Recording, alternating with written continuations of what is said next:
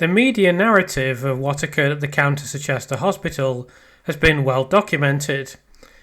The impression communicated is that Lucy Letby is solely responsible for everything that occurred on the unit, and that heroic consultants prevented her from murdering more infants. However, this runs contrary to actual reality. In a series of videos, I will be examining the truth behind what actually occurred on the neonatal unit, using documents that are publicly available, many of which have been submitted to the Thirlwell Inquiry.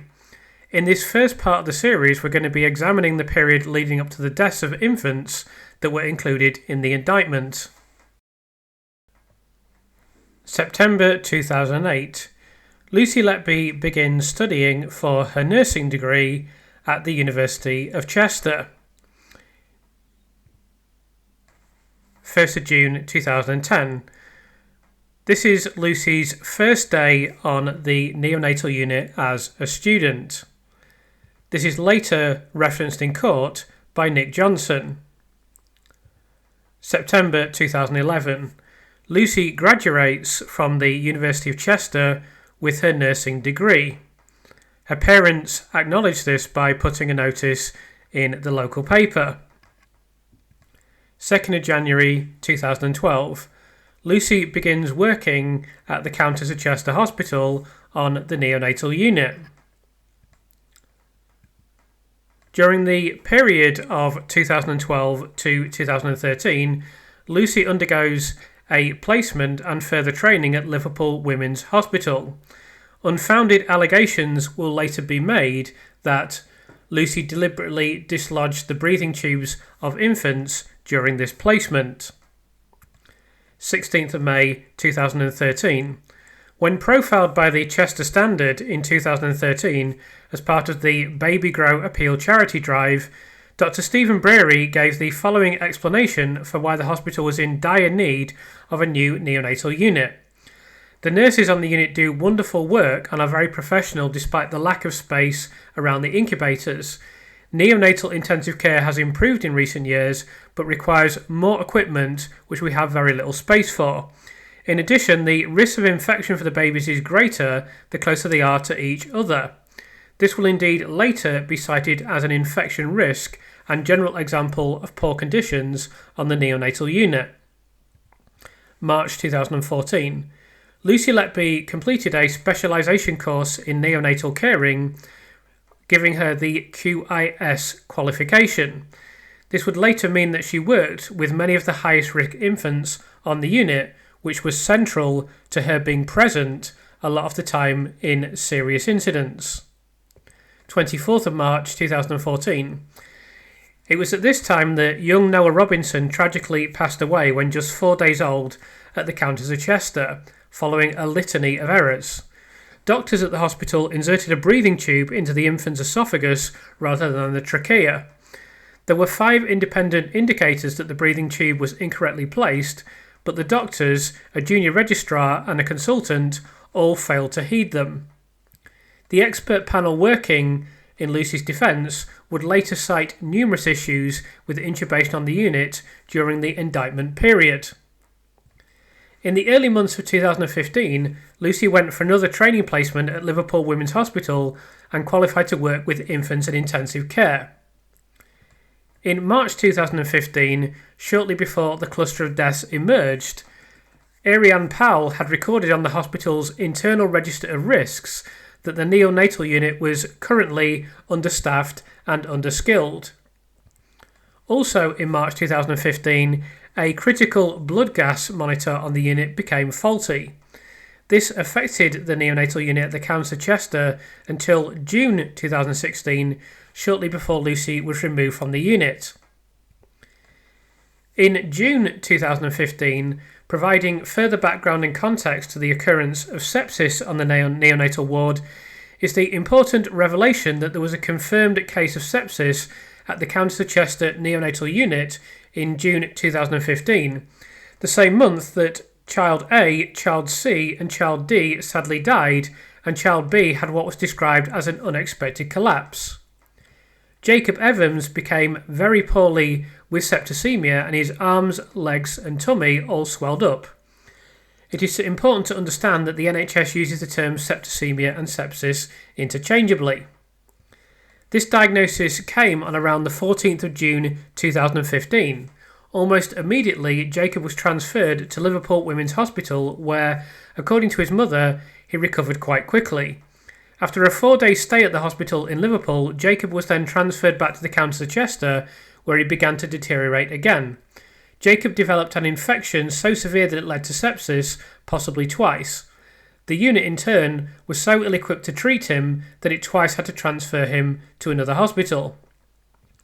At the same time, between the 8th and 22nd of June, child A, B, C and D were all observed to be suffering with suspected sepsis.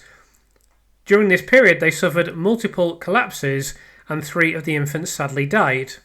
There is a clear and undeniable overlap between these two events, further indicating the likelihood of sepsis being a factor in the collapses and deaths of infants involved in Lucy's trial. A post-mortem examination conducted shortly after the death of child D identified the cause as pneumonia with acute lung injury.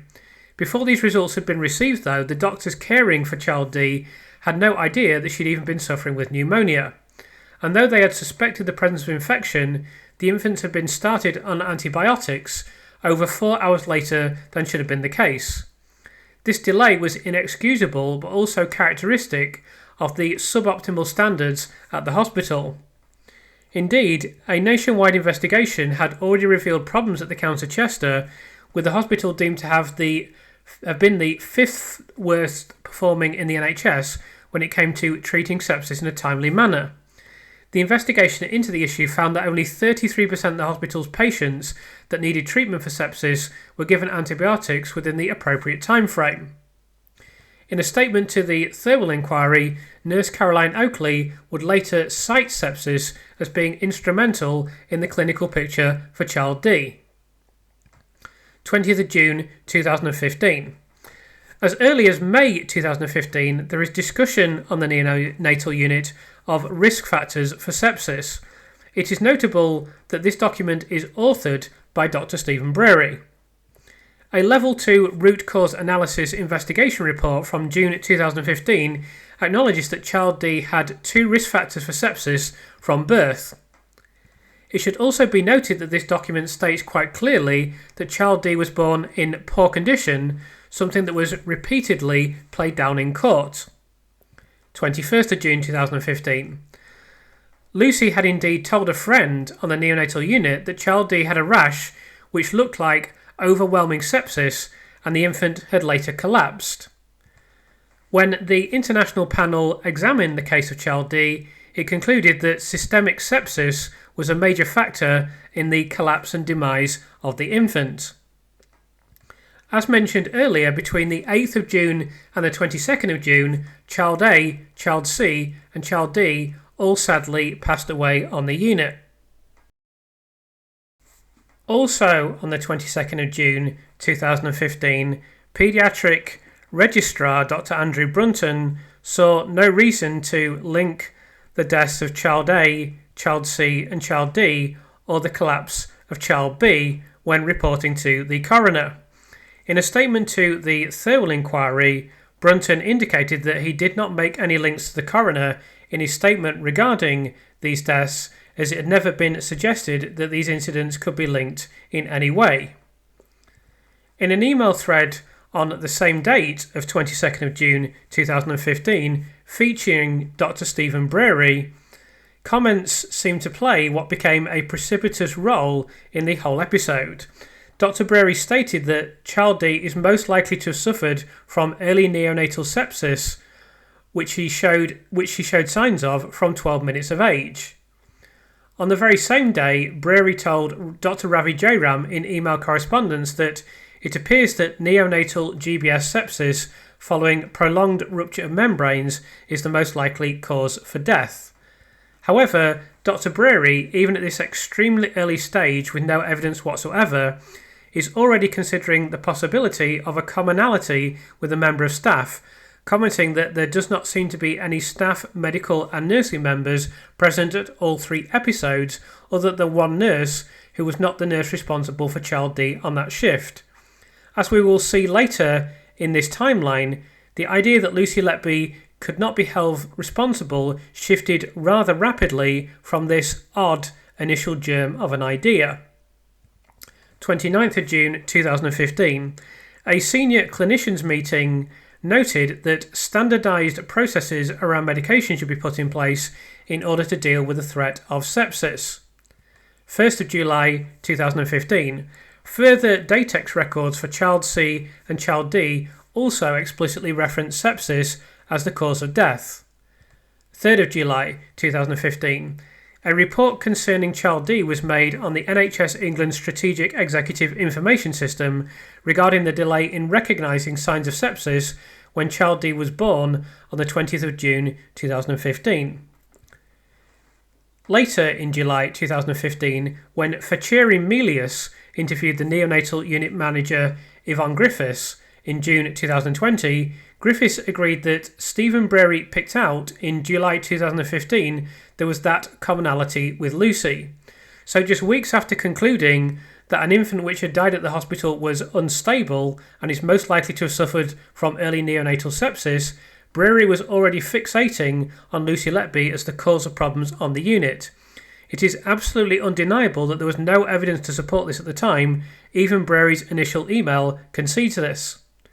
2nd of August 2015. Dr. John Gibbs recorded during ward rounds that child F was recovering from respiratory distress syndrome and was being treated for suspected sepsis. This was also noted on the 4th of August.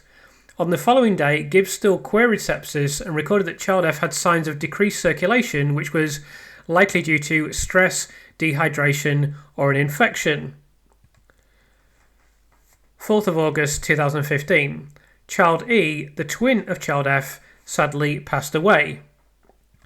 26th of August 2015. When Dr. Joan McPartland conducted the post-mortem on child D, her initial reporting submitted on the 26th of August, she considered that there was a possibility of early onset sepsis, with pneumonia with acute lung injury being recorded as the primary cause of death. This is reflected in the Datex for child D, which spoke of neonatal GBS sepsis and early neonatal sepsis. In October 2015, a further entry from the aforementioned Ariane Powell noted that there was no senior doctor present on the neonatal unit overnight. Later in October 2015, the parents of an extremely vulnerable newborn girl at the Countess of Chester stated that they were disgusted to find her covered in her own faeces while under the care of nurses at the unit. The inquiry into the murder of babies at the Countess of Chester Hospital heard that one child had been fitted with a stoma as well as a catheter known as a Broviac line after her birth in October 2015. The girl, known as Child J, was considered to have a high risk of catching an infection after bowel surgery and had a series of unexplained and unexpected collapses on the hospital's neonatal unit, according to comments made at the Thirlwell inquiry. The child's mother described finding her 6-week-old daughter in a cot with her stoma bag removed and her lower half covered loosely with a soiled towel. I just took one look at her and was disgusted really to see her in that situation, and also incredibly saddened being a mum in that situation, thinking, what's happening here? The mother said it showed a lack of care and humanity towards a child who was recovering from surgery and was at high risk of becoming infected because of her Broviac line. What we can also conclude is that this is indicative of a lack of organisation on the neonatal unit. 14th of October 2015. In her witness statement to the Thirlwell inquiry, Yvonne Griffiths noted that Dr. Stephen Brearey did speak to me in October 2015 of his concern that Lucy Letby seemed to be the common denominator to all the incidents which all seemed to happen on nights. I did not change the allocation because I had doubts in Letby's practice, but more to stop finger pointing. On the 23rd of October 2015, child I sadly died. So what we have on the neonatal unit at this time is an overall picture of a few deaths that have occurred in the months between June 2015 and October 2015. We can see here that child A, child C, child D and child E died during this period. And it's already clear from what I've explained in this video that Dr. Stephen Brearey was completely fixated by October 2015 on the guilt of Lucy Letby. In fact, it emanated on the 22nd of June 2015. Already he was looking for commonality after the death of child D. But certainly by July, prior to the death of child E, already Dr. Stephen Brearey was completely fixated on the idea that Lucy Letby had been murdering infants on the unit, even though there'd only been 3 deaths, which admittedly occurred in a very short time period, but was only equal to the number of deaths that had been experienced in previous years. The second thing that I'd like to point out while we have the deaths on the screen here is that it's debatable whether there is one spike here or 2 spikes, really. Because if we look at the overall picture, there are essentially no deaths here from the 23rd of October 2015 all the way up to the 23rd of June 2016. There really is a very long period in the indictment in which there are no deaths. Of course, there were other deaths on the unit during this period that we know about. I'm going to discuss that in a second.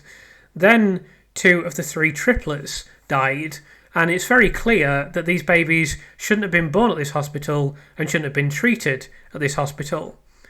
Numerous other deaths are completely ruled out of the indictment at this point, so even the slightly maniacal Dr. Evans doesn't believe that Lucy Letby was guilty of murdering these infants. So we see a period where essentially nothing happens, or nothing of any significance. We see these supposed collapses that, as we know from previous videos, I'll be making more videos in the future. Many of these are highly tenuous to the point of being spurious, frankly.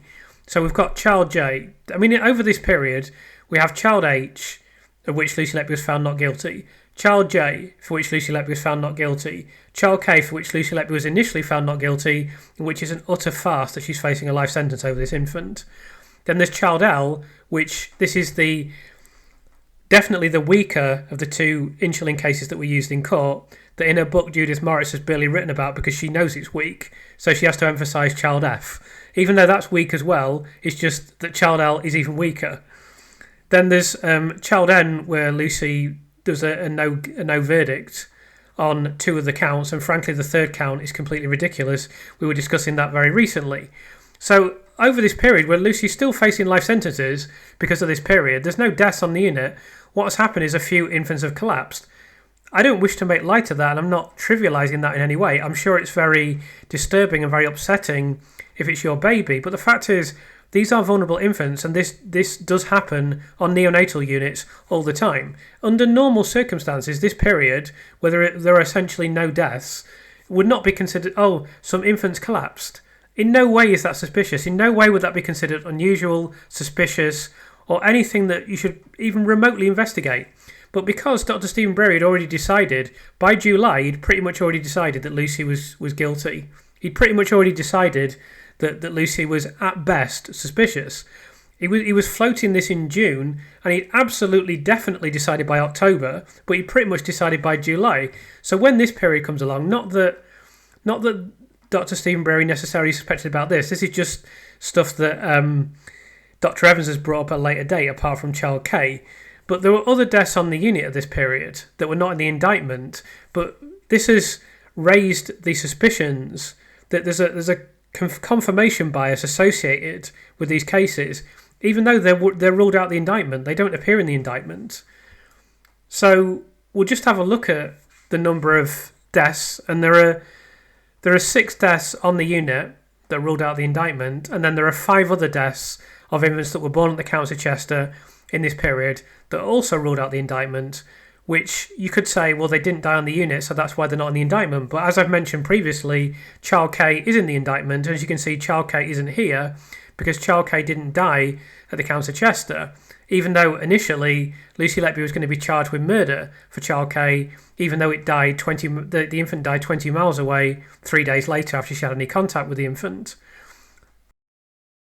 So in the next video in this series, I'm going to go into much more detail about the full background of the hospital, but I just wanted to make this initial video demonstrating what actually occurred on the neonatal unit in 2015 and just the events leading up to that. I've spoken recently to someone who hasn't been heard from with regard to Lucy's days at university, so I'm actually going to hold that back for my book because literally this has never been heard before and no one's had access to this person and no one has seen the documents that she's shown me. So I am going to hold that back because she's entrusted me with that. But that also paints a very interesting picture of what occurred at that time. Unfortunately, I can't include that in this video, but I wanted to go back to 2008 and just give a little bit of background to what occurred with Lucy at that time. But it's very clear that when these infants begin sadly dying in 2015, the picture of infection on the unit is very clear.